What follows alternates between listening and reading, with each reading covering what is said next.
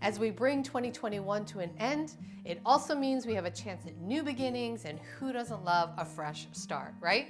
There's a reason why we make New Year's resolutions, start new diets, have new goals at the beginning of the year. But if you've been around the block a few times like me, then you know more often than not, by the end of January, a lot of those old bad habits start creeping back. So instead of working out 5 days a week, it becomes 2, or instead of 10,000 steps, it becomes 5. You start to slack off on your diet. The harsh reality is that 95% of diets fail. Yes, 95%. So we're already facing really crappy odds from the start. But how can we be a part of the 5% who succeeds? Yes, of course, it's how much you eat, what you eat, how much you move, how much movement you're getting in, but how do you make that sustainable to make it stick and last? That requires a serious mindset shift and lifestyle change. And I know you want to do this for yourself. I'm Risa Morimoto, your host. I'm an integrative nutrition health coach, and you're watching Modern Aging, where we chat about innovative and holistic ways to elevate our health and well-being as we age. If you like the videos that I post on the channel or find them helpful, I'd love for you to subscribe. All you gotta do is click that bell to get notifications when new episodes are uploaded. And also give it a like, thumbs up, so that others can find the video as well. Know that the key to longevity and living your best life is putting your health first. So let's make 2022 the year that we can succeed and achieve all of our weight goals. So before we even step onto that scale, there's a few things that you should do first. Here's my list of 7 things to do to ensure success on your weight loss journey. Number 1, take a food sensitivity test. Do you know if you're allergic to any foods? You probably know the foods that you're highly allergic to, like gluten or dairy. Some people can't eat seafood or eggs. Well, it's less likely that you know the foods that you're actually mildly or moderately allergic to. That's because most of us have been eating these foods for so long, we've just grown accustomed to how it makes us feel, and we don't get like those severe reactions, so we don't even think about it. But it can still be causing issues like bloat and inflammation. Not good. For example, I didn't realize that bread makes me feel bloated and gassy until I took a food sensitivity test. My daughter and I did the Everlywell food sensitivity test, and oh my God, found out that she's allergic to eggs and squash. Like, who knew? She loves eggs, but then it dawned on her that after she would eat eggs in the morning, she would get like this stomach ache afterwards. If you want to take this test, I'm going to put the link in the description section below. It's an at-home test that you do. It's pretty easy. All you do is take a little blood sample from your finger, you fill out the card, and you send it in. They mail you the results as well as suggestions of what to do. They have a whole bunch of different tests: metabolism, thyroid. There's a huge range, actually. If you want to take the food sensitivity test, I recommend that you take the bigger one, the one that tests 204 foods. Because I think if you're going to do it, you might as well do it comprehensively and look at all the foods that might be causing a reaction. I also took the women's health test to check my hormonal levels. This is really good to do if you're over 40 or perimenopausal. You know, you never know, because the weight gain may be due to hormones and not necessarily what you're eating. So it would be good to know, right? Everlywell was actually recommended to me by Mayumi Muller. You can check out this interview that I did with her, where she talks about being a badass after 40. It's amazing that now I know that bread does this to me. I eat much, much less of it. I just feel better all around, and my gut isn't all bloated all the time. So this test might help you find out perhaps something that you're eating that's making you sick, and maybe you don't even know it. Or maybe it's making you feel heavier than you are. If you don't want to take the test, then consider keeping a food journal. You write down all the foods that you eat in a day, and then you also log how you feel about an hour after you've eaten. There was actually a 2008 study that showed that people who actually kept a food journal tracking everything they ate doubled. They actually doubled their weight loss when compared to those who didn't. So when you know what you're eating and how much of it that you're eating, it's actually more likely that you're going to make more mindful choices. This in itself may help you realize that you're eating way more crap than you originally thought. Number 2, change your mindset about losing weight. If your mindset around weight loss is filled with thoughts about not being skinny enough or good enough or pretty enough, then you're fighting a losing battle. Why? Why are you trying to lose the weight? If it's for short-term gain, then it's likely the weight loss is also going to be short-term. I know that losing weight can be one of the hardest things for many people. That's why it's even more important to change your mindset around your lifestyle and the person that you want to be, because that is everything. If you start at the end with your goal in mind and work your way backwards, then changing what you eat and the way you live will be less of a sacrifice. You have an incredible goal of being the best version of yourself and know how great it's going to feel. So, when you choose not to eat that bowl of ice cream, it'll be a little bit easier. We all know the feelings of sacrifice and restrictions are not the long-term solutions. It's just not sustainable. So how do you change the way you think of yourself, the food you eat, the exercise you get, and your stress levels? Some people make a vision board, images of the people and things they aspire to. It serves as a constant visual reminder to keep on track of why you're doing what you're doing. I think that stress is often underestimated about how powerful it can be to knock us off our path. So figure out what you can turn to when you're feeling stressed so it doesn't end up being that gallon of ice cream. Oftentimes, movement is a great distressor. So go for a walk, a hike, run on the treadmill, a bike ride. If you need to talk to a friend or your partner or spouse, then do that. Have a plan in place. Another idea? Put up some positive messages to yourself around your home. Create new habits that help with your weight loss journey, and you will quickly notice that it helps in other areas of your life as well. For example, if you constantly whine about going to the gym, it's time to stop. It's just time to stop. It only exacerbates the problem. How about, I'm going to feel great after I work out, and commit to even a short workout, even 15 minutes if you're feeling really crappy, because something is something, and something is better than nothing. And then before you know it, you start to look forward to sweating it out because you know it's going to make you feel better. And then that becomes a solid mindset shift. Number 3, get away from counting. Yes, we all like to say we lost 10 pounds, 22 pounds, 30 pounds because it makes us feel accomplished. But when you start to shed the pounds and your energy level goes up, that's the real reward. The problem with focusing too much on numbers is that if you plateau or gain a pound, you're less likely to stick with it. It can be super disappointing and frustrating. And that becomes a distraction to your end goal. We're making lifetime changes here, so you don't want to allow a pounder here throw you off. The most important thing is to be the healthiest version of yourself, and that means more than just weight or clothes size or counting calories. Number 4, move more. So how do we get away from our phones and computers and move around more? We all know we should, but we are also really good at finding excuses not to.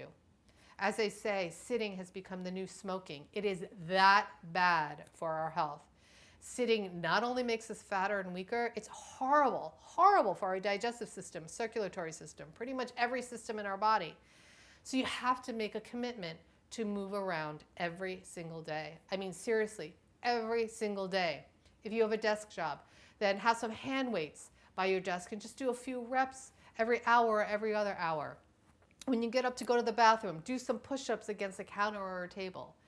Before you even settle into work, how about going for a walk for 20 to 30 minutes? Again, something is something, and something is better than nothing. Fitness trainer Tina Tang and I created a 12-week beginner's strength training program specifically designed for women over 40. Why women over 40? Because all sorts of things start to happen hormonally, physically, emotionally for women as we enter this perimenopausal stage in life. And strength training is one of the key ways to mitigate a lot of the potential problems that come with this stage. Coach Tina walks you through each workout. She gives you modifications if you find the exercises too difficult. It's really about empowering us at any stage, and nothing feels better than feeling physically strong. Plus, you can pepper in a few of the exercises in throughout your day, and it all accumulates, and it all allows you to get up and move. You can check it out at getstrongover40.com if you want to see what the program's all about, and I'll also put the link in the description section below. If you feel like strength training may be too much of a leap, then do one set of reps twice a week and sprinkle that in with some walking or light running or bike riding. If you haven't done any sort of exercise in years or ever, then try walking for 10 minutes a day. maybe with 1 pound weights. Then do the 1% rule.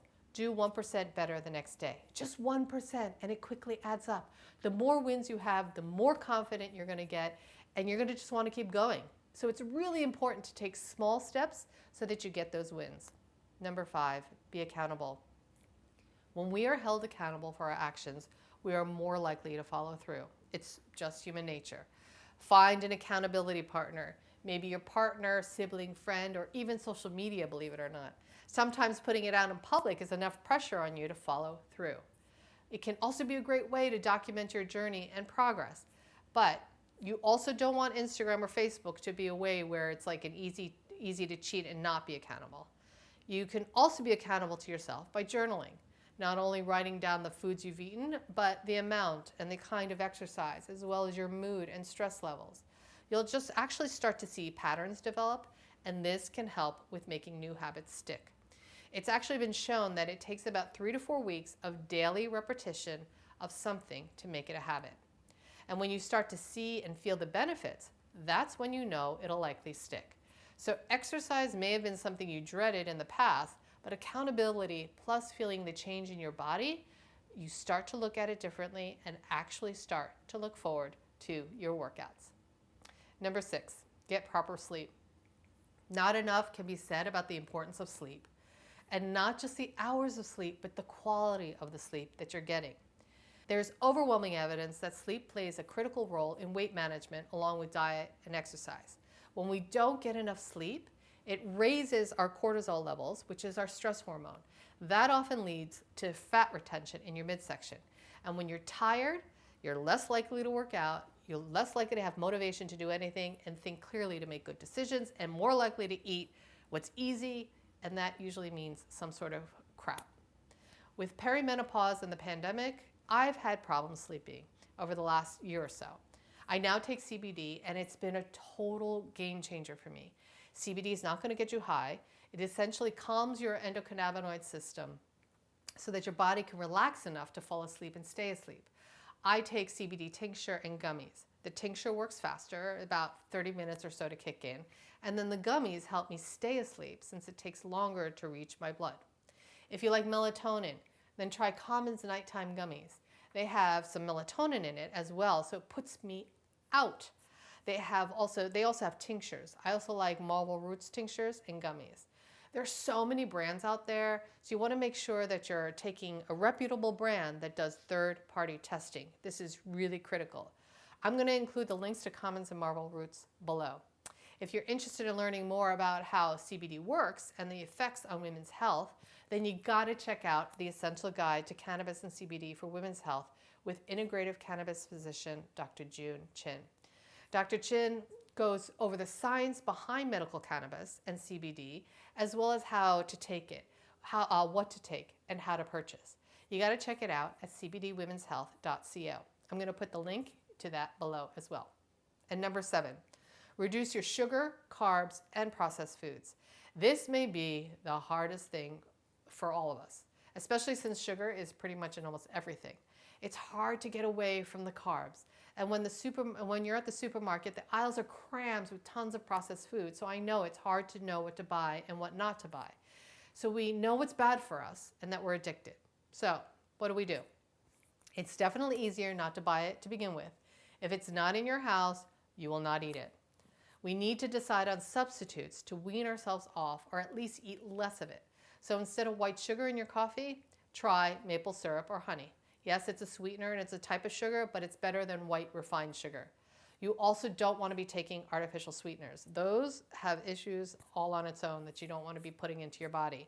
Instead of 2 pieces of toast in the morning, a sandwich in the afternoon, and rice and potatoes in the evening, cut it out from one of your meals. Have a grain bowl for lunch. Try cauliflower rice at dinner time. As far as boxed processed foods, if you cannot pronounce the ingredients and none of it is actually food and there are a ton of ingredients, then walk away. If you're really busy and can't cook every meal, then maybe try a meal delivery company like Splendid Spoon. I've partnered with them because they make really delicious, healthy, non-GMO vegetarian soups, smoothies, noodles, and grain bowls that are affordable and perfect for lunch or a light dinner. It's perfect if you're constantly on the go and you want to make sure that you're eating healthy. If you want to check them out, Modern Aging viewers get a discount, so I'm going to put the link to them below as well. So there you have it, the top 7 ideas to start losing weight even before you start. And here's a bonus, reduce your stress levels. We all suffer from varying degrees of stress. Many of us are stress or emotional eaters. It could be something that literally happened years ago that triggers something today, and before you know it, you're binge watching Netflix with a tub of ice cream and cookies. Chronic high stress is not only horrible for dieting and weight loss, it also affects all the other parts of our body. It can show up as inflammation, which then can turn into chronic illness or disease. So how do we lower our daily stress?